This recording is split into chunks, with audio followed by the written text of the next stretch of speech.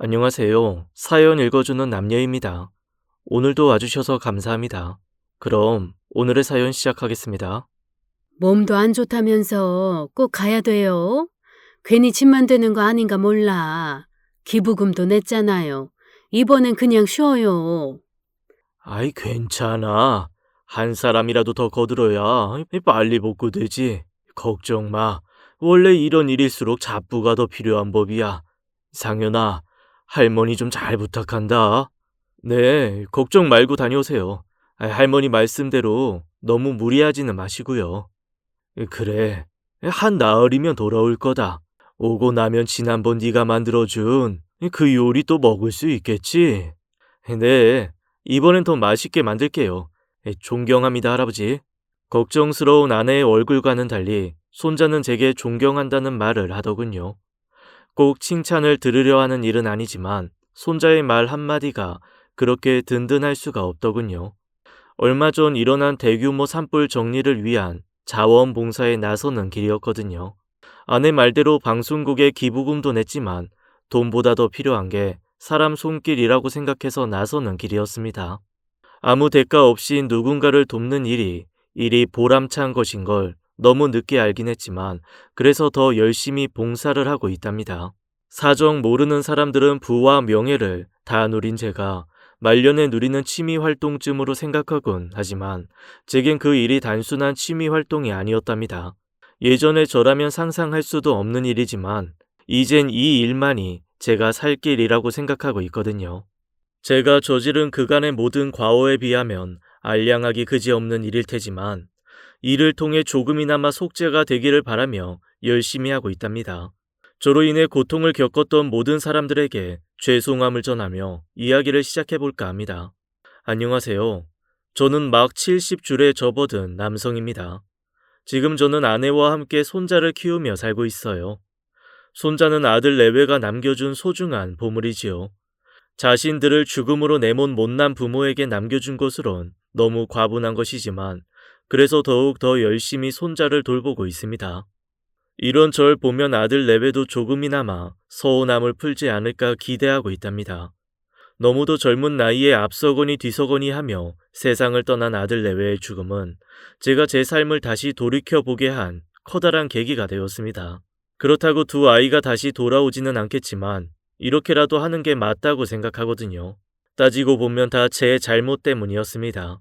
지금도 매일 그때 일을 후회하며 살고 있지만 아마 다시 돌아가더라도 그때의 전 그런 선택을 했을 겁니다. 변명 같지만 그게 최선의 선택이라고 생각했기 때문입니다. 나이를 헛먹은 거죠. 지금 알고 있는 걸 그때 알았다면 이런 일은 없었겠지만 저로선 그럴 수밖에 없었습니다. 워낙 힘들게 자랐거든요. 북에서 넘어와 가진 것 한 푼 없이 사남매를 키워야 했던 부모님은 그 누구보다 열심히 사셨지만 그게 저희 가족의 생계를 풍족하게 만들지 못했답니다. 그래서 더 악착같이 살았어요. 돈이 되는 일이라면 선악을 따지지 않을 만큼 지독하게 일에 매달렸던 이유지요. 덕분에 조금은 이른 나이에 일가를 이룰 수 있었습니다. 사람들이 손가락질하고 욕을 해도 괜찮았어요. 저와 제 가족이 잘 살 수만 있다면 그까짓 건 무슨 문제겠냐고 생각했죠. 그 정도로 독하게 살았습니다. 주변에서 아무리 뭐라 한들 그게 성공으로 가는 방법이라고 판단되면 주저하지 않았어요. 그게 제 아들을 해치는 일인 줄도 모르고 말입니다. 아버지, 저 요리하고 싶어요.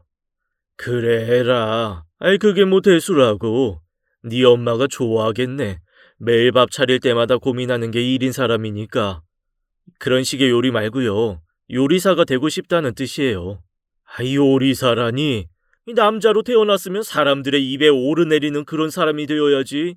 조그만 주방에 갇혀서 남들 먹을 하찮은 음식을 만드는 게 무슨 직업이 돼? 네가 이번 수능을 잘못 봐서 실망한 건 안다. 살다 보면 그런 실패는 누구나 겪는 거야. 오히려 그런 실패를 딛고 일어서야 제대로 된 성공을 하는 법이다. 그러니까 잔말 말고 재수학원에 가. 돈이라면 얼마든지 있으니 그걸로 모자라면 과외도 붙여주마. 아버지.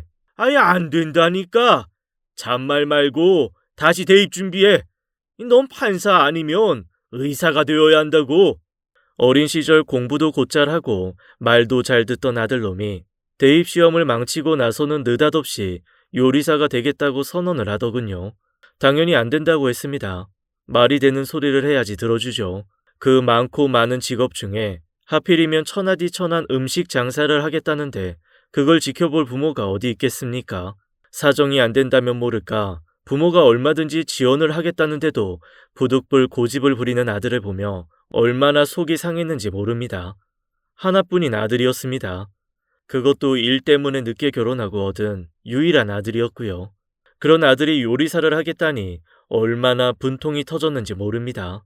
단 한 번도 부모 말을 거역하지 않았던 아들이었으니 잠시 그러다 말 줄 알았습니다. 그게 아니었어요. 아들은 그 이후에도 수시로 자신의 의지를 피력하며 꿈을 이루겠다고 말했지만 그럴수록 전 더 아들을 강하게 혼냈습니다. 아버지인 제가 끝끝내 허락하지 않는다면 아들도 포기하고 원래 길로 돌아올 거라고 생각했거든요. 제가 자식을 너무 몰랐던 거였어요. 방향은 다르지만 아들 역시 자신의 의지를 관철시키기 위해서라면 무엇이든 다 할 수 있는 존재였습니다. 제가 그랬던 것처럼 말입니다. 덕분에 한시라도 집이 조용한 날이 없었어요. 애가 원하는 일이잖아요. 그냥 당신이 허락해주면 안 돼요? 이 사람이 당신까지 왜 이래? 이 자식이 엇나가는데 그걸 지켜만 보라고? 당신이 이런 식이니까 저놈이 더 그러는 거 아니야?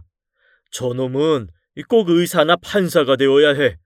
그래야 우리 떠나고 나서도 제대로 살 거 아니야? 네, 의사도 좋고 판사도 좋죠. 근데 지가 싫다는데. 아니할 말로 당신 재산이면 저는 평생 돈 걱정 없이 살 거 아니에요. 요리하면서도 행복하게 살 수 있지 않아요? 돈만 있다고 다가 아니야. 아이 당신 몰라? 내가 돈만 밝히는 무식쟁이라고 얼마나 서러움을 받았는지. 그걸 자식한테까지 물려주라는 말이잖아. 난 그렇게 못해. 아내까지 나서서 아들 편을 들었지만 전 절대 그렇게 할 수 없었습니다. 아내 말대로 제가 모은 재산이면 자식 놈이 평생 돈 걱정은 안 할 거였지만 남자 인생이 그걸로 다 해결되는 건 아니라고 생각했기 때문이었어요. 그래서 더욱 아들을 엄하게 대했던 거고요. 그게 우리 가족을 찢어놓는 일이 될 줄은 몰랐습니다. 그날도 그랬습니다. 일을 하고 돌아오니 무슨 날도 아닌데 거하게 음식이 차려져 있었어요. 아이 웬일이야? 당신이 모처럼 실력 발휘를 했네. 아이 어디 맛 좀 볼까? 그때 주방에서 아들이 나오더군요. 오랜만에 보는 아들의 환한 표정이었어요. 그 순간 바로 알겠더군요. 식탁 위에 차려놓은 음식이 누구의 작품인지를 말입니다. 저도 모르게 식탁 위의 음식들을 내팽겨 쳤답니다. 그렇게까지 말했는데도 이러는 건 아버지인 제 말을 무시하는 거라고 생각한 탓이었어요. 여보, 왜 그래요? 당신한테 주겠다고 애가 얼마나 고생을 했는데. 누가 이런 걸 달래? 내가 몇 번을 말했어. 안 된다면 안 돼. 다시 한번 더 이런 일 생기면 그땐 진짜 용서 안 한다. 잔뜩 기대하던 아들의 얼굴이 일그러지는 건 당연했습니다. 그렇게라도 자신의 꿈을 이야기하고자 했는데 아버지인 제가 젓가락도 대지 않고 바닥에 내팽개쳤으니 그 실망이 오죽 컸겠습니까? 조금 미안하긴 했지만 그게 진짜 아들을 위한 거라고 생각했으니 저로선 당연한 일을 했다고 생각했었답니다. 아무리 그래도 이러시는 건 아니죠. 저도 이제 어엿한 성인이에요. 제 마음먹은 대로 할 수 있는 성인이요. 그래도 아버지가 저를 이렇게까지 키워주셨으니 부탁드리는 거잖아요. 아버지 허락 얻고 제대로 해보겠다는 건데 어떻게 이러실 수가 있어요. 성인이라는 건 그런 게 아니야. 스스로의 힘으로 가족들 배 골리지 않을 수 있어야 비로소 성인인 거지. 너처럼 소꿉장난이 나는 놈이 성인은 무슨 성인이야? 아버지처럼 사람들 쥐어짜내서 돈 버는 게 성인이라고요? 그런 게 성인이라면 전 차라리 안 되고 말겠어요. 생각지도 못한 말이 아들의 입에서 터져 나왔답니다. 그 말이 절 얼마나 화내게 했는지 모릅니다. 그 얼마 전 저희 집에 직원들 서너시 몰려온 적이 있었답니다. 너무 일을 못해서 자른 직원들이었는데 글쎄 그놈들이 한 달치 월급을 다 달라더라고요. 일도 제대로 안 하고 월급을 달라는데 얼마나 어이가 없던지요. 결국 쌍욕을 내뱉어주고 다 쫓아냈습니다. 이제껏 사업을 하면서 저런 놈들 한두 번 본 게 아니었거든요. 근로기준법이 어쩌니 하지만 그런 협박에 제가 눈 하나 깜빡할 사람이 아니랍니다. 그래서 제가 그 자리까지 올라간 거기도 하고요. 아들이 그걸 봤거든요. 너 이 새끼, 이 아버지한테 그게 무슨 소리야? 쥐어짜다니. 그놈들은 일도 제대로 안 하고 협박질이나 일삼는 쓰레기들이야. 그런 놈들 말 다 들어줬다면 내가 이렇게 될 수나 있었겠냐? 네가 이렇게 먹고 사는 게 다 내가 이러고 살아서라고. 돈 없는 사람들 무시하고 사는 게 정말 아버지 바람이세요? 그게 사실이라면 저 아버지 도움 필요 없어요. 그렇게 번 돈으로 호의호식하고 싶지 않아요. 다른 사람들은 아무리 욕하고 비웃어도 괜찮지만 자식에게서 그런 소리를 듣자 도저히 참을 수가 없더군요. 내가 누구 때문에 이렇게 악착같이 사는 건데요. 결국 더 이상 참지 못한 제 손이 아들의 뺨을 갈기고 말았습니다. 여보, 당신 왜 그래? 제가 비록 폭군이긴 했지만 그래도 아들 놈에게 단 한 번도 손을 댄 적이 없었어요. 제가 잘했다기보단 아들이 제가 그럴 일을 안 하도록 만들어준 거긴 하지만요. 그래서 더 화가 났던 거였습니다. 다른 사람도 아니고 아들이 저를 그런 식으로 비하하니 저도 모르게 발끈했던 거였지요. 때리고 나서 바로 후회하긴 했지만 그렇다고 사과를 할 수는 없었어요. 손을 댄 건 잘못한 거였지만 그럴 수밖에 없는 상황이었으니까요. 다른 사람도 아니고 네 놈이 어떻게 그런 말을? 내가 왜 이러고 사는데 다 너 잘되게 하려고 그런 거란 걸 모르냐? 압니다. 그래서 감사하게 생각하고 있어요. 그렇지만 더 그럴 순 없겠네요. 저 때문에 아버지가 그러시는 건 더 못 보겠어요. 그동안 감사했습니다. 뭐, 그래서 어쩌겠다고? 설마 집을 나간다고? 그러면 내가 무서워서 네 뜻대로 해줄 거라고 생각하는 거라면 오산이다. 그래, 나가서 네 힘으로 먹고 살아봐라. 그게 얼마나 힘든지 깨닫고 나면 정신 차리겠지. 그렇게 아들이 집을 나갔습니다. 사실 그때까지만 해도 대수롭지 않게 생각했어요. 자식 키우다 보면 가출하는 경우가 없는 것도 아니고요. 한 며칠 그러다 들어올 거라 생각했는데 그게 아니었습니다. 한 달이 지나도 아들은 집에 들어오지 않았거든요. 아내가 너무도 고통스러워했답니다. 그래도 전 상황을 만만하게 보려던 게 사실이었습니다. 저한테는 말 안 하고 아내에겐 연락했을 거라 생각했거든요. 자식들이 가출하고 왕왕 그런다고 들었거든요. 아버지는 무서우니 그렇다 쳐도 엄마한테까지 안 그러는 경우가 많다더라고요. 아들도 당연히 그럴 거라 생각했습니다. 평소에도 아내와는 살가웠던 놈이니까요. 괘씸하긴 해도 어쨌든 하나뿐인 자식이니 아내가 저 몰래 아들을 챙기는 줄 알았네요. 근데 아니었습니다. 아들의 결심이 얼마나 확고한지 보여주는 거였답니다. 저 실종신고라도 해야겠어요. 이대로는 못 살아요. 실종신고라니? 다 큰 놈이 무슨 일이 있으려고? 설마 당신한테도 연락하지 않았어? 그랬으면 제가 이렇게 맘졸이지도 않죠. 진짜 잘못된 거 아니겠죠? 그제야 불안이 엄습하더군요. 몇 번이나 더 확인했지만 정말로 아들은 아내에게조차 연락을 하지 않았습니다. 그렇게 시작된 아들과의 이별이 5년이라는 긴 시간 이어질 줄 누가 알았겠습니까? 아들의 가출 이후 아내와의 갈등은 나날이 커갔습니다. 제 말이라면 아무리 고까워도 결국엔 따르던 아내가 노골적으로 제게 불평을 해왔거든요. 그래도 마지막 선까지는 넘지 않았던 아내였지만 그 사건이 일어나고 나니 더 이상 저를 감싸주지 않으려 했습니다. 5년이 지난 어느 날이었어요. 주말 아내와 함께 집에 있는데 초인종이 울리더군요. 인터폰을 보던 아내가 놀라 경기를 일으키지 뭡니까? 여보, 주승이가 왔어요. 주승이가 왔다고요. 5년 만에 보는 아들이었습니다. 그간 어떻게 살았는지를 짐작해야 하는 행색이었어요. 얼굴이 왜 그렇게 안 되어 있든지요. 나중에 알았지만 고생해서도 그런 거였지만 그즘 아들의 마음이 지옥을 헤맸기 때문이었더라고요. 혼자 온 것이 아니었어요. 여자 하나를 데리고 왔거든요. 5년 만에 집에 오면서 데리고 온 여자가 누굴지는 뻔했습니다. 인사드려. 부모님이셔. 안녕하세요. 처음 뵙습니다. 주승 씨 아내입니다. 참 기가 막히대요. 지 마음대로 집을 나간 것도 모자라 결혼까지 했다며 여자를 데리고 왔더라고요. 반갑지 않은 건 아니었습니다. 생사를 모르던 아들이 5년 만에 왔는데 안 반가우면 그게 어디 부모겠습니까? 그때라도 내 품으로 감싸야 했습니다. 그런데 멍청한 저는 그조차도 안 되더라고요. 잠깐의 반가움이 가시자 지멋대로 산 아들놈에 대한 분노가 치밀었거든요. 그래서 말도 곱게 안 나왔답니다. 이 집이 싫다고 네 발로 나간 놈이 무슨 일이냐? 설마 돈 달라는 소리 같은 거 할 건 아니지? 여보, 왜 그래요? 애가 왔는데 기껏 하는 소리가. 주승아, 이상하게 듣지 마. 네 아버지가 반가우면 저러는 사람이지 않니? 영은이라고 했지? 그래, 우리 주승이랑은 함께 사는 거냐? 네, 죄송해요. 허락도 못 구하고 저희 맘대로 결정해서. 며느리라는 애는 한눈에 보기에도 없는 집 자식이 분명해 보였습니다. 허름한 옷에 관리 따위는 받아본 적 없는 까칠한 얼굴이 그 증거였어요. 기껏 나가서 고른 여자가 저 모양이라는 게 또 분을 돋구더라고요. 상관없다.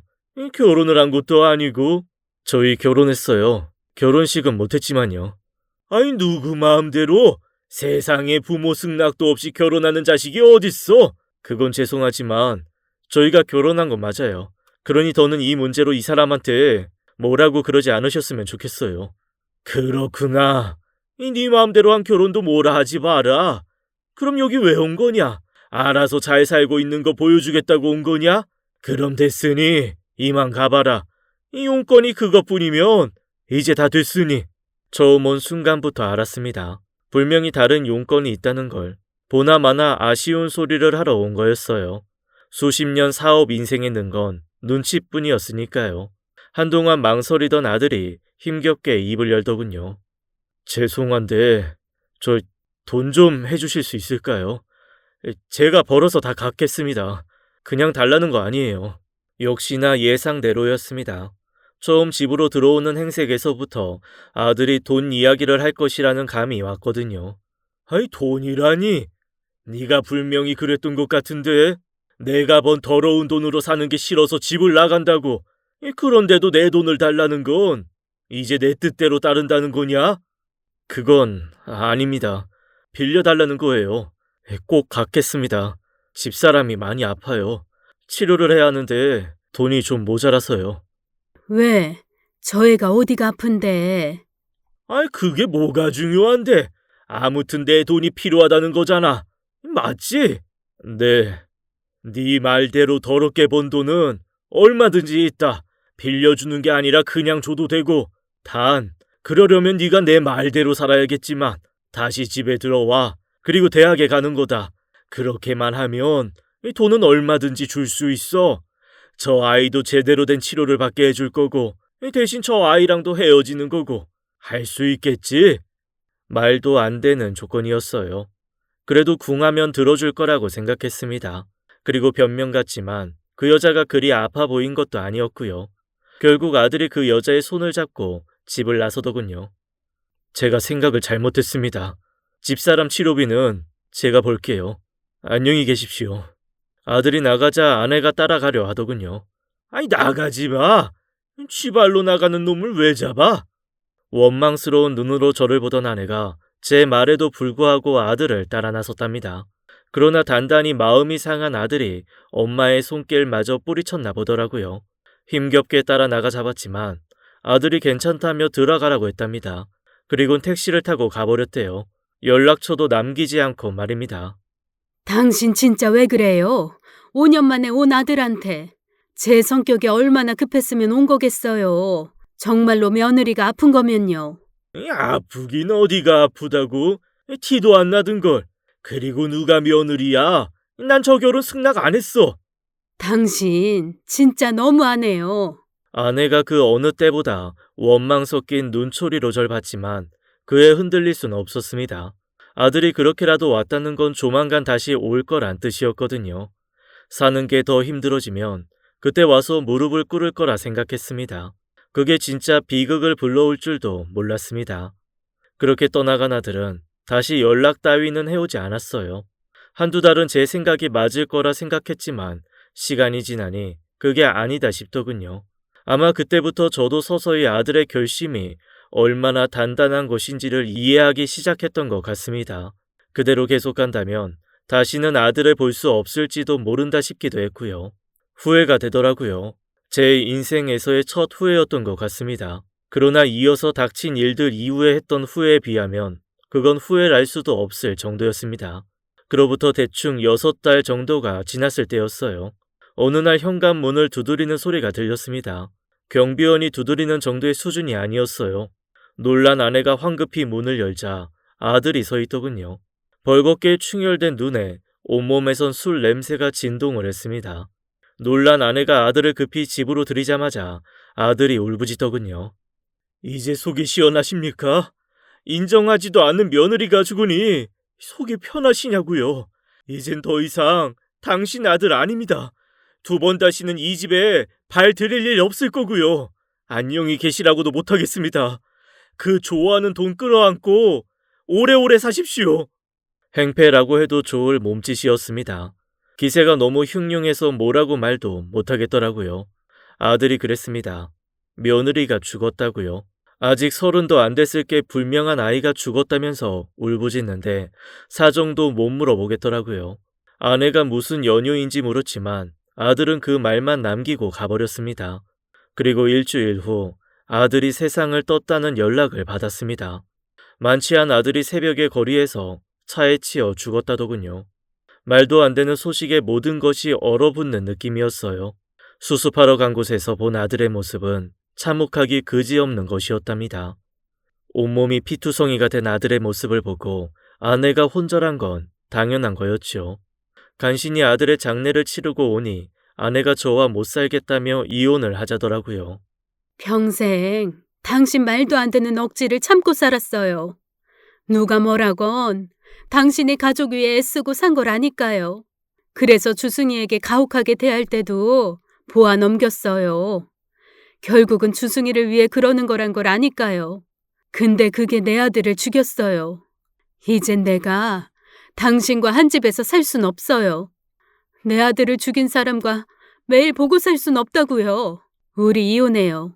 자식을 잃은 어미의 마음을 달래줄 수 있는 방법은 그 어디에도 없습니다. 몇 번 어르고 달랬지만 아내가 저를 보는 눈빛 그 어디에도 애정은 단 한 방울도 없었답니다. 그보다는 증오가 수백 수천 배는 더 컸으니 당연한 거였습니다. 결국 아내와 이혼을 하게 되었답니다. 아내는 재산 따위는 단 한 푼도 필요 없다더라고요. 자식에게도 주지 않은 재산을 받고 싶지 않다면서요. 그래도 그럴 수는 없었습니다. 평생 나를 믿고 살아온 사람이었어요. 그 사람의 노후가 빈곤으로 물드는 걸 볼 수는 없었거든요. 거의 절반에 가까운 재산을 아내에게 주고 우린 남남이 되었습니다. 아들이 떠나고 나니 제 삶에 대한 회의가 어느 때보다 크게 다가오더라고요. 제가 매번 그랬거든요. 나쁜 놈 소리 들어가면서까지 돈에 집착하는 건 결국 내 가족을 잘 보살피기 위해서라고요. 그 이유 하나로 온갖 나쁜 짓을 다 하면서도 버틸 수 있었습니다. 직원들에겐 나쁜 사장이라는 소리를 들었고 친척들에게도 상종 못할 인간이라고 따돌림을 당해도 결국 그게 내 가족을 위한 길이라고 스스로를 위로했지요. 근데 아들이 죽고 아내까지 떠나고 나니 저를 지탱해줄 그 어떤 명분도 남아있지 않더군요. 돈이 아무리 많으면 뭐합니까? 저는 철저히 혼자였습니다. 회사 일에서 손을 떼고 맞이한 노년은 그래서 더 외로웠습니다. 친구도 없고 친척도 없는 제가 할 일이 뭐가 있었겠습니까? 폐인처럼 몇 해를 살았답니다. 형제들에게조차 야박하게 굴었으니 다른 사람은 오죽했겠습니까? 명절이라고 해도 찾는 사람 하나 없는 그런 삶을 지속할 무렵이었어요. 초인종이 울렸답니다. 아무도 찾지 않는 이 집에 오는 사람이라곤 경비원이나 영업사원 정도가 전부였습니다. 의뢰 그럴 줄 알고 반응을 하지 않고 있었어요. 문을 두드리는 소리가 나더군요. 오빠, 집에 있는 거 알아요. 문 열어요. 바로 밑에 여동생이었습니다. 누구보다 저를 잘 따르던 아이였지만 전 그런 동생에게조차 매정한 오빠였어요. 워낙 없는 집이었으니 동생 역시도 힘겹게 살다 가진 것 없는 남자를 만났답니다. 제가 이른 나이에 성공을 했으니 도우려면 얼마든지 도울 수 있었어요. 하다못해 매제에게 일자리라도 주었어야 했지요. 그러나 전 그 어느 것도 하지 않았습니다. 오히려 동생이 잘 나가는 오빠 덕을 보려 하지 않을까 싶어 더 멀리 했거든요. 형과 누나는 그런 제 모습에 일찌감치 실망을 하고 연을 끊다시피 했지만 동생은 끝까지 그러질 않았습니다. 부모님을 제외한다면 끝까지 저를 포기하지 않은 유일한 사람이었답니다. 내 이럴 줄 알았어. 하다못해 전이라도 사 먹든지. 집은 왜 이렇게 싸늘한 거고. 보일러는 이럴 때 켜라고 있는 거잖아요. 그 많은 돈 대체 어디에 쓰려는 거예요? 집을 들어서자마자 잔소리가 이어지더군요. 자주는 아니지만 가끔 찾아와 청소도 하고 밑반찬도 만들어주던 아이였습니다.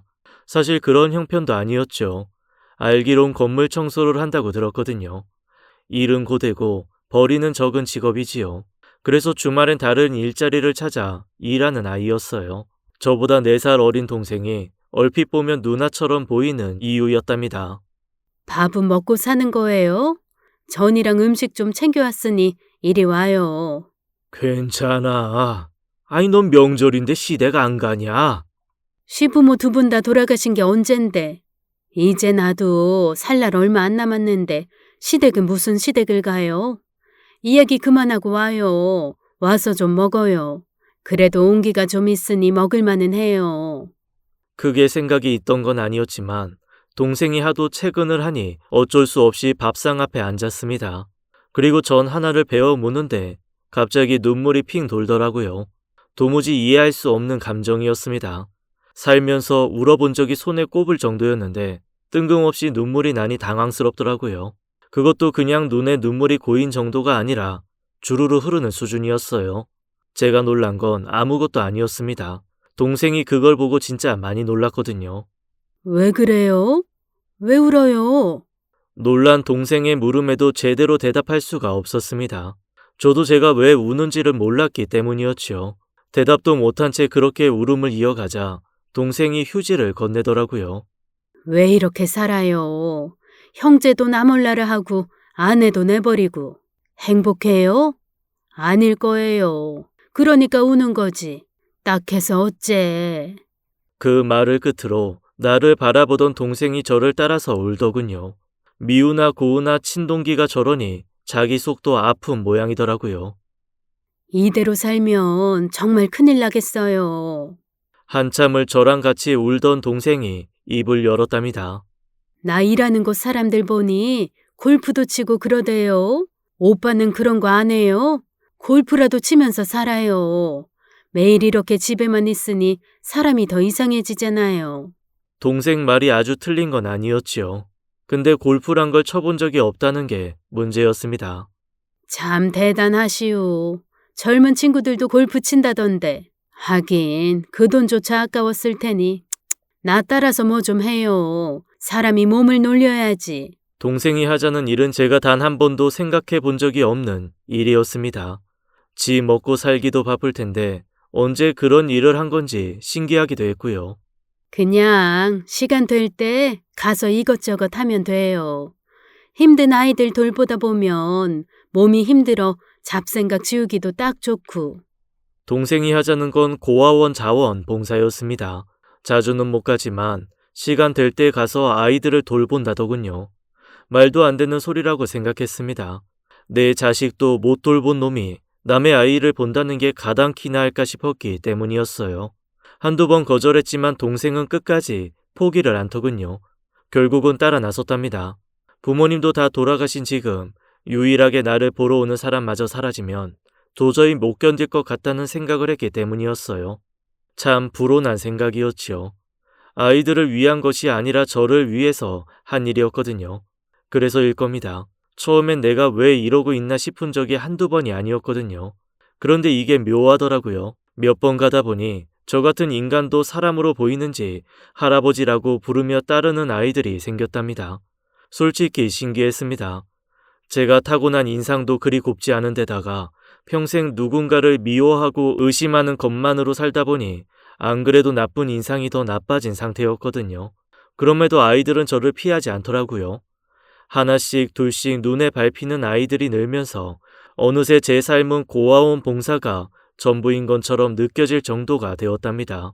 저를 위해서 사는 삶이 아니라 다른 사람을 위해 산다는 게 일이 보람된 것임을 조금씩 알게 되면서 제 삶도 참 많이 달라졌어요. 마지못해 사는 하루하루가 어느새 무언가를 바라는 삶으로 바뀌게 된 거였어요. 고아원에 기부도 많이 했답니다. 그리고 수시로 찾아가 아이들도 봐줬고요. 사장님이 오시고 나서 아이들이 훨씬 좋아졌어요. 감사합니다.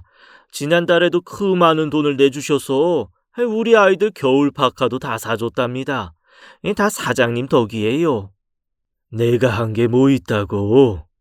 돈 때문에 그러는 게 아니란 거 아시지 않습니까? 보셔서 아시겠지만 여기 있는 아이들 다 사랑의 굶주린 아이들이에요. 그런 아이들을 하나하나 챙겨주시고 머리 쓰다듬어 주시는 그게 진짜 아이들이 바라는 거거든요. 나처럼 생긴 놈 안 무섭다고 쪼르르 오는 걸 보니 모르진 않겠더군요. 저 하나 물어볼 게 있어요. 네, 말씀하세요. 자주 가다 보니 아이들이 저를 반기는 게 당연하다 느껴질 정도가 됐지만 유독 안 그런 놈이 있었어요. 처음에야 그런가 했는데 하도 절 피하는 기색을 보이다 보니 괜히 시선이 가더군요. 솔직히 말하자면 그 아이가 꼭 어릴 적 내 아들놈처럼 생긴 탓이 큽니다. 그래서 한 번이라도 쓰다듬어주고 싶은데 이상하게 저를 피하더라고요. 무슨 이유가 있겠지 했지만 직접 물어볼 수는 없었으니까요. 상연히 말씀이시군요. 상처가 많은 놈이라서 그럴 겁니다. 갓난아기 때부터 저희가 돌봤거든요. 원장님이 그러더군요. 부모가 아이를 버려 빈집에서 울고 있었다더라고요. 그걸 집주인이 발견해서 신고를 했고 끝끝내 부모가 나타나지 않아 여기까지 왔다고요. 저희도 안다고 하는데 가끔 그런 애들이 있어요. 혼자서 계속 웅크리고 있는 아이들이요. 얼마나 상처가 깊으면 아무것도 모르는 이런 게 그럴까 싶어 안쓰럽지만 아시다시피 저희가 하나하나를 일일이 다 챙길 수는 없거든요. 괜찮으시다면 사장님이 좀 지켜봐 주시면 감사할 것 같아요. 원장의 말을 듣고 나니 꼭 저 같다 싶더라고요. 아무도 없는 집에서 혼자 박혀 하루를 보냈던 당시의 제 모습 같았달까요? 나름 노력한다고 했어도 상현이는 그 후로도 한동안 제 손길을 힘들어했답니다. 그래도 진심은 통하는 법이더군요. 제가 진짜로 자기를 아낀다는 걸 알았던 모양이에요. 어느 순간부터는 제가 방문하는 걸 기다렸다 달려오기까지 했거든요. 힘겹게 얻은 것일수록 소중하게 여겨지게 마련이죠. 고아원의 그 많은 아이들 중에서 제가 가장 신경 쓰는 아이가 된 이유였어요. 문제는 그로 인해 다른 아이들의 시기와 질투에 시달렸다는 겁니다. 어느 날 고아원에 갔는데 상현이가 안 보이더군요. 한 아이에게 상현이를 묻자 아이가 입을 삐쭉 내밀더라고요. 상현이요? 몰라요. 요새 언니랑 오빠들한테 자주 야단 맞아서 그런지 방에도 잘 없어요. 그게 무슨 말이야? 상현이가 왜 야단을 맞아? 아이가 들려준 말은 그랬습니다. 지난번에 보니 상현이 손이 많이 텄길래 예쁜 장갑 하나를 사다 줬답니다. 원래는 여러 개를 사서 직원들이 나눠주는데 상현이가 받은 장갑을 잃어버린 모양인지 빈손이더라고요. 그래서 아무 생각 없이 장갑을 사서 상현이한테 따로 준 적이 있었어요. 그걸 보고 나이 많은 아이들이 질투 같은 걸 한 모양이에요. 나이가 많다고 해봐야 초등학교 저학년 정도니 아이들 눈에 그게 부러워 보였나 보더라고요. 그래서 상현이를 뭐라고 한 모양이더군요. 처음엔 단순하게 생각했는데 제가 생각한 것보다 더 많이 심각했답니다. 원장 말대로 사랑에 굶주린 아이들이다 보니 누구 하나 좀 더 많은 사랑을 받는다 싶으면 화살이 몰리는 게 고아원 아이들의 생리였어요. 아무래도 제가 다른 아이들보다 상현이를 더 많이 챙긴 것도 사실이었고요. 이야기를 듣고 나서 허겁지겁 상현이를 찾았답니다. 상현이를 발견한 곳은 고아원 뒤편에 있는 마당이었어요. 볕도 잘 들지 않은 그곳에서 쪼그린 채 자고 있더라고요. 한바탕 운 건지 눈엔 눈물 자국이 말라붙어 있었고요. 그걸 보니 그리 마음이 쓰일 수가 없더군요. 그렇다고 다른 아이들을 혼낼 수도 없는 일이었지요. 그 아이들이 나빠서 그런 건 아니니까요. 상현이를 들어서 방에 데려가 눕혔습니다. 잠든 아이를 물끄러미 보면서 역시나 죽은 아들놈을 참 많이 닮았다 싶더라고요. 아들이 살아서 결혼을 했으면 저런 애를 낳지 않았을까 싶어지대요. 새삼 제가 얼마나 몹쓸 짓을 했는지 다시 느껴졌답니다. 그렇게 나날이 상현이에 대한 애정이 커갔습니다. 여전히 아이들의 괴롭힘이 있는 눈치였지만 상현이는 제 앞에선 그런 말을 단 한 번도 하지 않았어요. 나중에 들었답니다. 자긴 그래도 좋았다고요. 할아버지가 예뻐해주는 걸 다른 누나나 형들이 뭐라고 그랬지만 자긴 이해할 수 있었다면서요. 불과 7살짜리가 하기는 힘든 생각이었지만 고아원 아이들은 일반적인 아이들보다 너무 빨리 철이 든다는 걸 고려해보면 못할 생각도 아니었어요. 그래도 계속 그걸 지켜보고만 있을 수는 없다는 생각을 했답니다. 방법은 하나뿐이었어요. 제가 상현이를 입양하는 것이었지요. 근데 그게 쉽지 않더라고요. 입양이요? 아이, 사장님께서 직접 말입니까? 네, 안 될까요? 아이, 역시 상현인 거죠? 네, 아무래도 그놈이 눈에 밟혀서. 감사한 일이긴 한데 조금 어려우실 수 있으세요. 기본적으로 입양은 정상적인 가정에서 크는 걸 전제로 하다 보니 조건을 갖춰야 하거든요. 간단하게 설명드리자면 부모 두 분이 다 계시고 그분들의 경제력이나 건강 상태 등이 부모로서의 의무를 상당 시간 다 하실 수 있어야 하거든요. 아이, 그렇게 보면 사장님은 연세도 있으시고. 무슨 말인지 알겠더군요. 입양 조건이 그런 건 줄은 몰랐지만 원장 말을 들으니 이해가 가더라고요. 하긴 저 같은 사람이 아이를 입양한다고 해도 10년 키우고 나면 죽을지도 모르는데 그때 가서 또 다시 버려질 아이를 생각한다면 자격이 없겠다 싶기도 하더군요. 그래도 아주 불가능한 건 아니에요. 일단 사장님이 저희 고아원에 기부하신 것만 봐도 자격은 차고 넘치시죠. 속물 같지만 아무래도 입양 가정의 경제력이 나쁘면 아이를 제대로 양육하기 힘들거든요. 그런 면에서 본다면 사장님은 경제력이 누구보다 좋으시잖아요. 단지 연세가 있다 보니 건강 우려가 좀 걸리긴 합니다만 아주 불가능하단 말은 아니었어요. 일반적인 입양 부모에 비하면 많은 나이이긴 했지만 그래봐야 60 조금 넘은 때였으니까요. 100세 시대에 그 정도 나이는 충분히 괜찮다고 생각했답니다. 건강도 자신 있었고요. 그래도 미덥자는 게 분명하니 증거를 내밀어야 했답니다. 10년 가까이 받지 않았던 종합검진을 받은 이유였어요. 아직 20년 이상은 거뜬하다는 걸 보여주기 위함이었답니다. 거기서 뜻하지 않은 일을 겪게 될 줄은 몰랐습니다. 그간 어디 아프시진 않으셨어요? 이 정도면 꽤 힘드셨을 텐데요. 의사가 고개를 갸웃하더라고요. 제가 아파 본 적이 없다고 그랬거든요. 그럴 리가 없다는 투였어요. 제 몸속에 암이 엄청나게 크게 자랐으니 아파야 정상이었다는 거였으니까요. 조금 더 정밀하게 검사를 받아야겠지만 이것만 봐도 너무 분명합니다. 참 어이가 없더군요.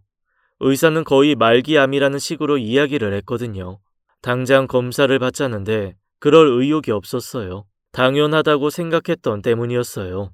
그간 제가 얼마나 많은 사람들을 힘들게 했습니까? 그 업이 이런 식으로 나온 거라 생각하니 그리 억울하지도 않았답니다. 다만 이 몸으로 상현이를 입양하는 게 불가능하다는 생각하니 그것만은 못내 서러웠답니다. 고아원의 발길을 들어서면서부터 거의 집을 지킨 적이 없었지만 그때만은 집 밖으로 나갈 수 없었어요. 내가 받아야 할 벌이라고는 생각했지만 그래도 곧 죽는다니 생각이 많아진 탓이었죠. 열흘 가까이 칩거 아닌 칩거를 하고 다시 고아원을 찾았습니다. 이왕 가는 거라면 남은 순간까지도 최선을 다하자고 생각을 정리했거든요. 열흘 만에 고아원을 찾으니 직원들은 물론이고 아이들이 얼마나 절 반겼는지 모릅니다. 새삼 잘 왔다 싶더군요. 그런데 상현이가 보이질 않았어요. 상현이가 제게 마음을 연 이후부턴 누구보다 먼저 저를 반겼거든요. 그런 아이가 안 보이니 걱정이 되더라고요. 상현이는요? 사장님이 안 오시니 상현이가 많이 힘들어하더라고요. 아무래도 사장님도 자기를 버리지 않았을까 싶어서 그럴 거예요. 여기 아이들이 그렇거든요. 누구보다 빨리 사랑을 갈구하지만 그만큼 포기도 빨라요. 그래야 자기들이 조금이라도 덜 힘들 걸 알거든요. 아마 방에 있을 거예요. 가보세요. 직원의 말을 들으니 또 마음이 쓰려오더라고요. 상처를 덜 받기 위해 빨리 포기해야 하는 아이라니 왜 안 그렇겠습니까? 더더욱 상현이를 데리고 살고 싶다는 욕망에 시달렸지만 그러기엔 제 몸이 문제였어요. 맥이 빠져 방으로 갔습니다. 상현이는 방구석에서 웅크린 채 잠이 들어 있더라고요. 그 모습이 어찌 그리 짠한지요. 자세를 바로 잡아주려다 상현이 몸 밑에서 사진 한 장을 발견했습니다. 아무래도 자기를 버린 부모 사진이지 싶더라고요. 얼마나 오랜 세월 만지작거린 건지 부모의 얼굴 부분이 유독 흐려 있더라고요. 그리울 때마다 쓰다듬은 결과일 겁니다. 이렇게 예쁜 아이를 버려야 했던 부모라는 것들이 궁금해 사진을 보다 뭔가 이상한 걸 보았답니다. 수없이 쓰다듬은 탓에 얼굴 부분이 바래긴 했지만 이상하게 그 얼굴이 낯설지가 않았답니다. 조금 더 흐릿한 아빠와 그나마 알아볼 것 같은 엄마 사이에 상현이가 웃고 있더군요. 근데 그 두 사람을 어디서 많이 본 느낌이더라고요.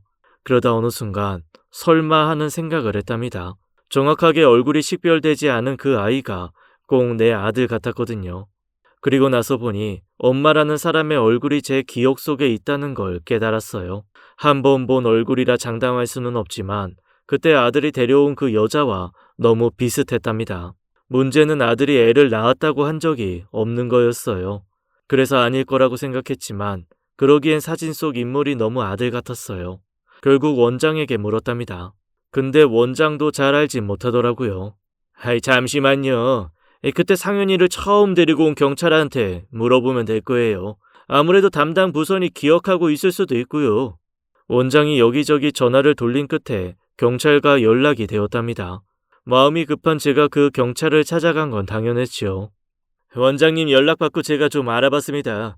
제가 그 아이를 데려온 건 아닌데요. 제 밑에 있던 놈이라. 근데 그 놈이 지방에 있어서 당장 만나기는 힘들 것 같아요. 대신에 그 아이가 살던 곳 주소는 있습니다. 정 급하시면 직접 가서 확인해 보셔도 되고요. 경찰관이 준 주소를 찾으니 조그마한 단독 주택이었어요. 지하에 방이 있는 2층짜리 건물이었습니다. 아무래도 여기에 새를 살고 있었던 모양이네요. 사실이었습니다. 네, 제가 신고했습니다. 아이가도 울어서 좀 달래라 말하려고 갔는데 왜 아무도 없고 애만 있더라고요. 전화를 해도 안 받고 해서 저희가 한 이틀 데리고 있다가 신고했어요. 나중에 경찰이 알려준 걸로는 부모가 둘 다 잘못됐다는 것 같더라고요. 젊은 사람들이 어쩌다 그렇게 됐는지 참 좋은 사람들이었거든요. 사이도 좋고 동네 어른들한테 인사도 참 잘했죠. 근데 어느 순간부터 여자가 좀 아픈 것 같더니 끝내 이렇게 됐네요. 혹시 그 남편이란 사람이 이 친구인가요? 아들의 사진을 보여줬습니다. 그래봐야 고등학생 때 사진이지만요. 글쎄요. 맞는 것도 같고 아닌 것도 같고. 벌써 7, 8년 전이라. 여보, 이리 좀 와봐. 당신 그 아기 놔두고 사라진 부부 기억하지? 난 좀 기억이 가물가물해서. 이 사진 봐봐. 그 청년 맞는 것 같아? 어디 봐. 좀 어려 보이긴 해도 그런 것 같은데. 왜 무슨 일인데?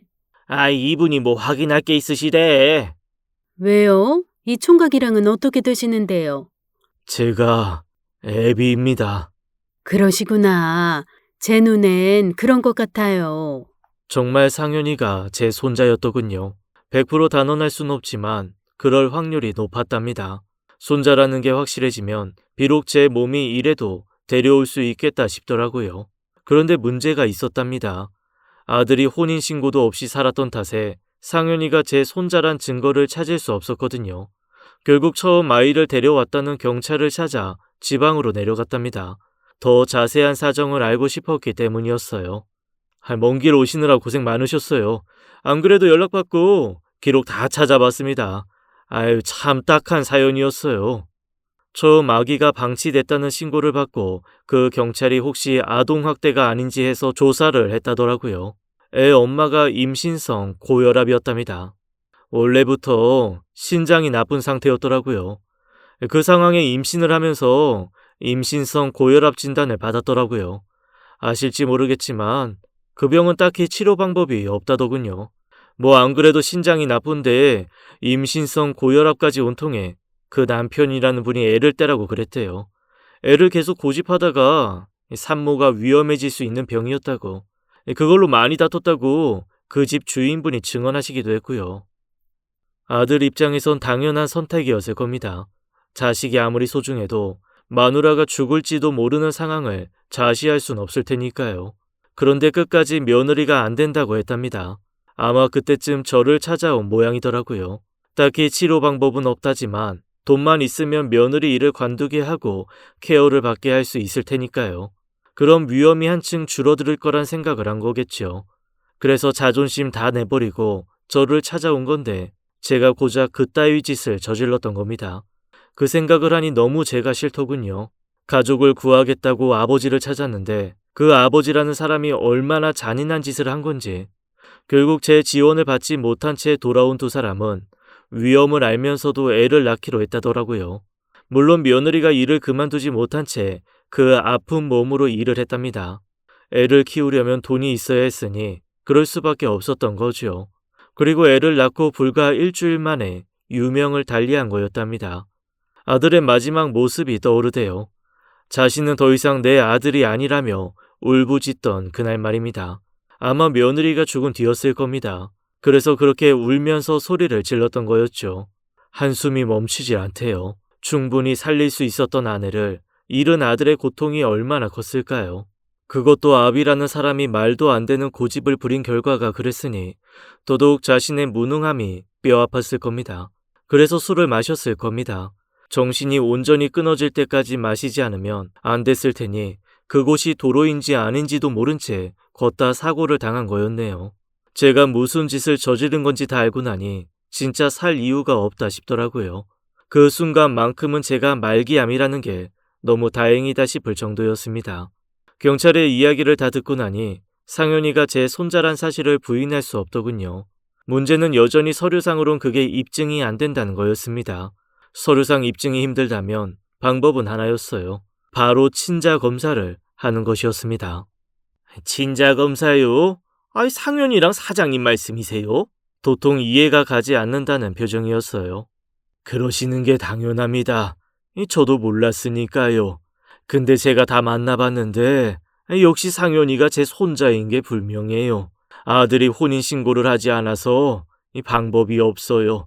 원장님만 허락해 주신다면 그래 볼까 합니다. 그렇게 친자 검사를 받았습니다. 예상대로 상현이와 제가 조손 관계일 확률이 아주 높다고 드러났어요. 그러나 그것만으로 제가 상현이를 데려올 수는 없었습니다. 법이라는 게 되게 까다롭더라고요. 유전자 검사란 게 절대적인 것도 아니라더군요.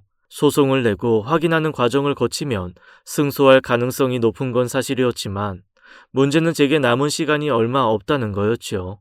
내 손자가 불명한데 그 아이를 계속 고아원에 놔둘 순 없었거든요. 한시라도 빨리 상현이를 안정된 공간으로 데려오는 방법을 택하려면 한 사람의 도움이 절실했습니다. 무슨 일이에요? 저 바빠요. 잘 지내지?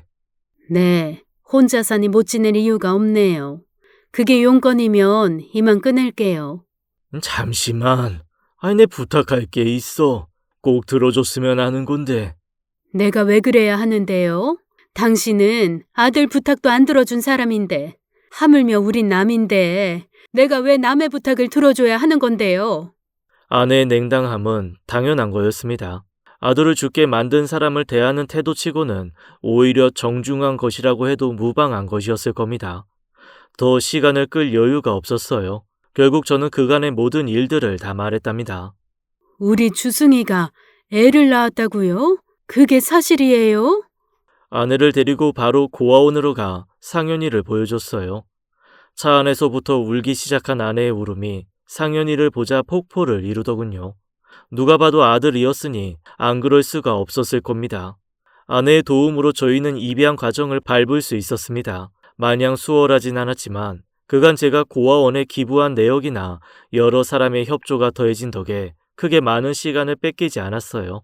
그렇게 상현이를 데려오고 나서 전 또 다른 진실을 털어놓아야 했습니다. 당신한테 미안한데 우리 상현이 부탁해야 할 것 같아. 그게 무슨 말이에요? 왜? 주승이 떠올라서 상현이 못 보겠어요? 괜찮아요. 우리 손자는 제가 키울 테니까. 그런 뜻 아니야. 나 사실 얼마 못 살아. 암이 여기저기 다 퍼졌대. 그래서 상현이를 당신한테 부탁하는 거고. 아무리 미워도 평생을 같이 산 사람이지 않습니까? 아내는 못 믿겠다는 표정이더군요. 결국 아내 손에 이끌려 병원으로 갔습니다. 제가 안 가겠다고 그랬거든요.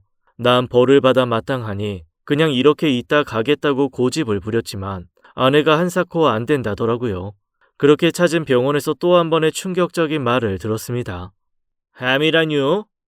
너무 건강하신데요? 혹시 최종 진단 받으셨습니까? 최종 진단이요?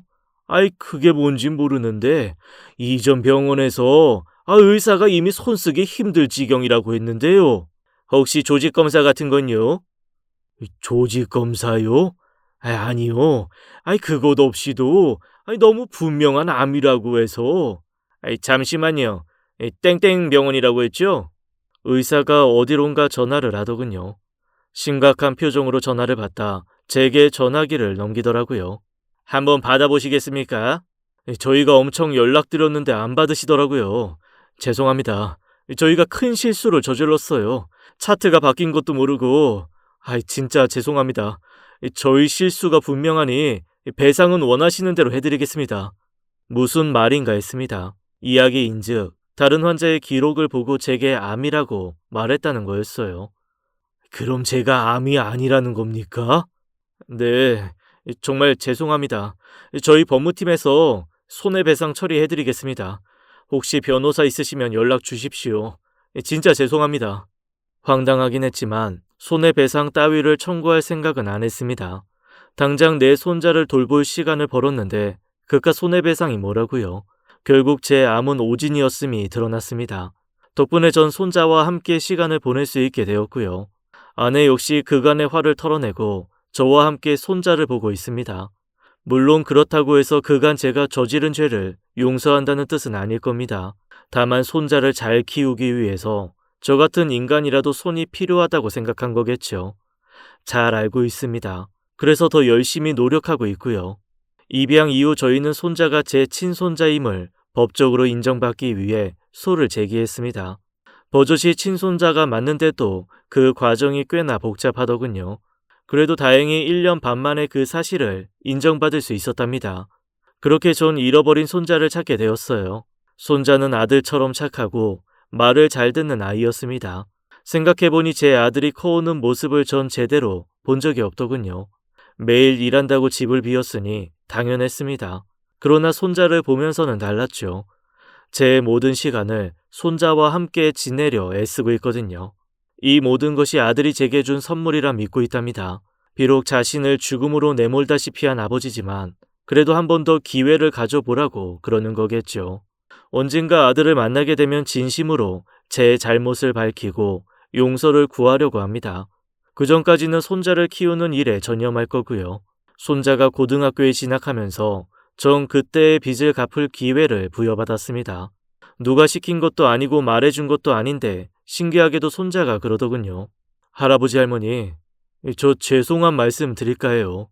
뭔데? 저 요리가 하고 싶어요. 요새 백종원이라는 분 유명하시잖아요. 저도 그분처럼 살고 싶어요. 공부해야 한다는 건 알지만 그러고 싶어요. 안 될까요? 너무 놀랐습니다. 어쩜 아들이랑 그런 것까지 닮은 건지요. 아들이 저 말을 했을 때 노발대발하던 제가 떠오르더군요. 참 못난 아비였습니다. 아들의 꿈을 일고의 가치도 없다며 짓밟은 셈이지 않습니까? 실수는 한 번으로 족하다고 생각했습니다. 멋지네. 어디 한번 잘해봐라. 이 할아버지랑 할머니는 네가 하고 싶은 일이면 그게 뭐든 힘 닿는 데까지 도와줄 테니. 제 말에 손자가 환하게 웃더군요. 제 미소를 보자 또다시 제 지난 날이 떠오르더군요. 제가 어리석지만 않았다면 아들에게도 볼 수 있었던 미소니까요. 왜 그러지 못했는지 후회가 되지만 이미 되돌릴 수 없는 일이고요. 다만 이젠 그러지 않으려고 합니다. 그래서 요샌 저도 요리 공부를 하고 있어요. 손자가 요리를 할 때 방해는 되지 않아야겠다는 생각을 했거든요. 함께 요리하며 좀 더 많은 이야기를 하고 싶다는 욕심도 있고요. 그래서 시집 가기 전에 학원에서 배우는 20, 30대 처자들 사이에서 열심히 칼질을 하고 있습니다. 물론 열등생 중에 열등생이긴 합니다. 평생 부엌 문턱 한번 넘어보지 못한 제가 신용이라도 내면 다행이죠. 그걸로도 모자라 집에서도 특훈을 받고 있답니다. 채를 썰라고 했잖아요. 이게 채예요? 왜? 그냥 손으로 부러뜨리지. 다시 해요. 진짜 엄격한 선생님이시랍니다. 구박도 그런 구박이 없을 정도지요.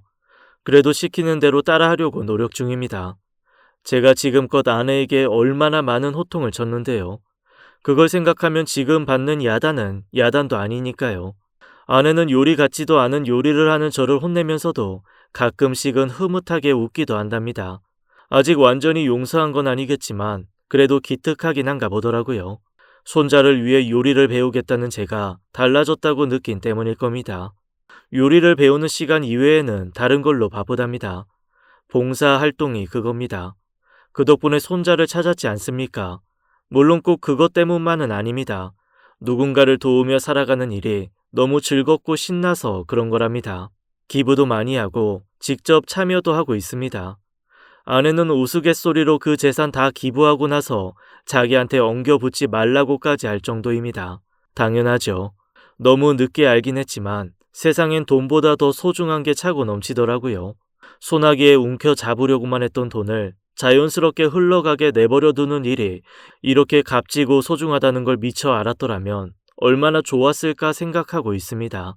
늦었지만 그래서 더 열심히고요. 그동안 제가 지은 무수한 죄를 갚기엔 턱없이 부족하다는 걸 알지만 그래도 하나라도 더 갚은 후에 세상을 뜰 수 있게만을 기원하고 있습니다. 이 모든 게 아들이 저 같은 못난 아비에게 준 선물이라는 걸 알기에 더더욱 아들에게 미안하기만 합니다. 오랜 시간 못난 놈의 이야기를 들어주셔서 감사했습니다. 지금까지 사연 읽어주는 남녀였습니다. 끝까지 함께 해주신 여러분 감사드리며 저희는 다음 사연으로 돌아올게요. 감사합니다.